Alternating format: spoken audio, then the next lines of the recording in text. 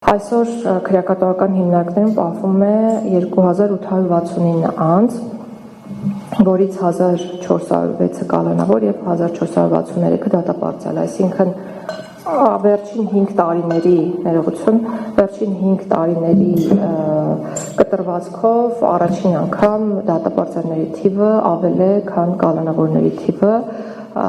արդեն 57-ով։ Սա բավականին դրական ցուցանիշ է, նշանակում է, որ կալանքների թիվը նվազում է եւ փոխարենը ավելանում է դատական ակտերի թիվը, որոնք մտնում են օրինական ուժի մեջ, այսինքն սա նշանակում է պրոցեսների արագացման մասին։ Եվ հոսունության մասին եմ ուզում ձեզ տվյալ տրամադրել, տպավորություն է ստեղծվում, որ մարդիկ երբ հայտնում են քրեակատարական հիմնարկում, այնտեղից դուրս չեն գալիս կամ շատ ուշ են դուրս գալիս։ Ես միայն նախորդ տարվա ցուցանիշը ձեզ կներկայացնեմ։ Նախորդ տարի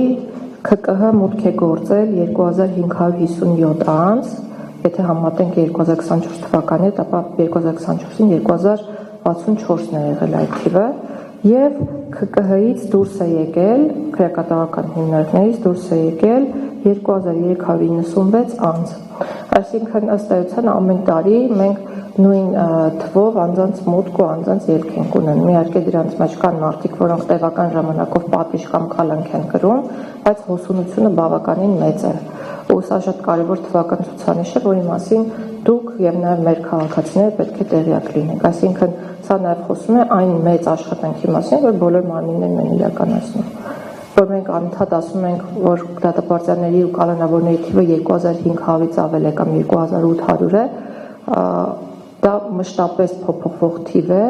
եւ մշտապես կամ հիմնականում վերաբերում է տարբեր անձանց եւ ոչ թե նույն անձանց։